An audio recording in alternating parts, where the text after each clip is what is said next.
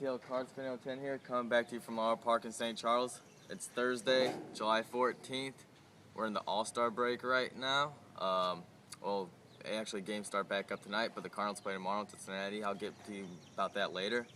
But since my last video, big news. Pujols came back after only 15 days on the DL. He sat out his first game, but first game back was in Cincinnati, and that first game down 8-0, and we come back to tie it in the ninth, 8-8, and unfortunately we lose in extras.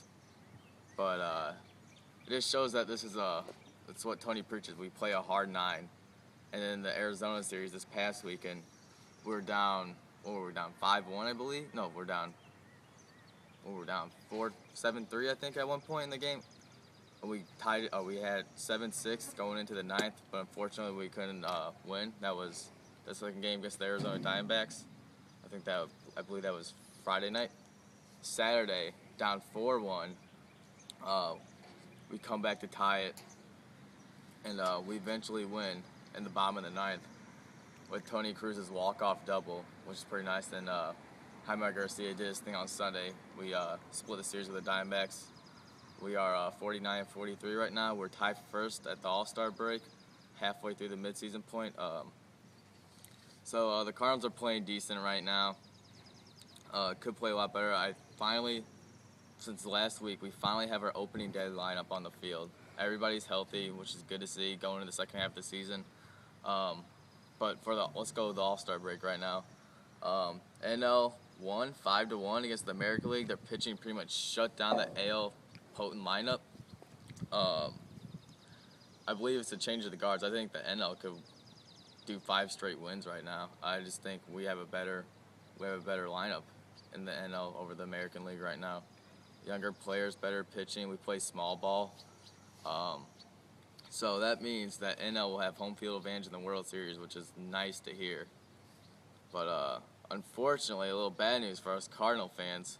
Right after the All-Star break, we heard that the Brewers picked Francisco Rodriguez. For those of you who don't know who he is, he's one of the best closers in the league. He's been one of the best closers in the league for the past 5 years. Now the Brewers' bullpen is pretty stacked, so late innings you can pretty much guarantee that they'll get a win. They were one of the league leaders in blown saves. Now they have Axford and Rodriguez in the late innings, which is going to be pretty hard for teams to come back against them. So right now we're tied with them, but Cardinals need to make a move by the deadline. I honestly see Colby Rasmus getting traded. I like Colby. But I just think John Jay, he hits for a higher average. He doesn't have more home runs, but he's not getting more playing time. But he hits for a higher average. He's got more speed, plays better defense, can cover more ground in the outfield. I would not mind seeing John Jay playing center field, and hopefully, if we do trade Colby Rasmus, get somebody good for him. Maybe Keith Bell, closer from San Diego, is pretty good, or I was thinking about Tampa Bay getting James Shields or David Price somehow. Maybe throwing Colby Rasmus and some cash to Tampa Bay because we do need another starter. That's what I think might or probably will happen. Hopefully that doesn't come to that. Hopefully we can pick up somebody without trading him, but I don't see that happening. But I'll get to your guys' questions right now, just a few of them. I'm gonna put the class book. That's actually harder to read. Alright, Badgers Packers 12, who is a Brewers fan. He says, will the Cardinals be good enough to win the wild card? Yeah, I mean, we're going to take the division from you guys, so I'm not worried about the wild card because we're going to win the division, because we are going to pick up somebody and we are going to outhaul you guys, because you guys don't know what it is like to play in October late in the season in the crunch hall, and we do, because that's all we do. That's what we live for. That's all we live for, is the late stretch run going into October. We know how to win. Brewers, you're good, but you don't know how to win late in the season in October in crunch time. So we will pick up somebody, and we will pass you guys in the division, and we'll run away with it. I'm thinking, hopefully. So I should ask you, will the Brewers be good enough to win the wild card? Mr. Ocho Cinco 100, and I like this question a lot. What do you think about the MLB realignment plan for 2012? Um, for those of you who don't know what that is, the MLB realignment plan is the NL team. NL has 16 teams right now. AL has 40 teams. So what MLB was thinking about doing is putting an NL team, one of the NL teams, over into the American League and making it 15-15, both sides. Honestly, I honestly wouldn't care because I don't think anybody be from the Central who'd go. Definitely not the Cardinals wouldn't go to the AL. They wouldn't do that. But honestly, I wouldn't care if they did do that. I think it'd just be fair for both sides to have 15 teams. I would, if I had to pick a team to go to the AL in the realignment plan, I'd probably say maybe the Marlins. I think that'd actually be good for them. Maybe, it'd suck for them to go to the AL East because they would get murdered, but they would be in the AL East with Tampa Bay, so the Tampa Bay and Marlins could play more series, and they can maybe get more attendance in Tropicana Field, and I think it's Dolphin Stadium. They changed that stadium so many times. Or Chandler, I forgot what it's called. Whatever it is. I'm gonna say Dolphin Stadium. They've changed that stadium so many times, the name of it.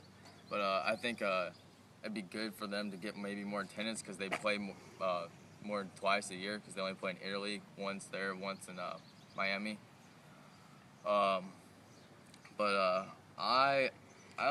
I'm mutual on it, on the realignment plan. I don't really care what happens. Coming up for the Cardinals, we have a long road trip coming up after the All-Star break. We got a 3-city road trip. We go to Cincinnati, then we go to New York, then we go to Pittsburgh. They're all those are decent teams. The only team that's under 500 right now is the Reds, but they're a better than 500 team, so it's not going to be easy series at all.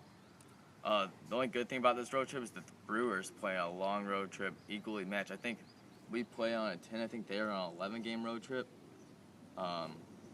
They start off in Colorado tonight for 4. So if we do lose a couple of these games, we know we won't lose much ground because they're on a long road trip as well. So, but for the Cincinnati 3-game set this weekend, we got Westbrook starting tomorrow. He didn't do too hot in his last start. That was the Cincinnati game where he come back down by 8.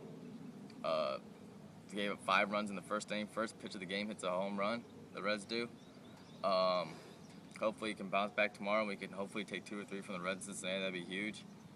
And then we go to the Mets, who are actually playing good baseball right now. Jose Reyes is out on the DL. But they're still a dangerous lineup, especially in Citi Field, because they'll have the home field crowd right behind them. So it's not going to be an easy series in New York. I think that's a 4-game series, I believe. I believe that is.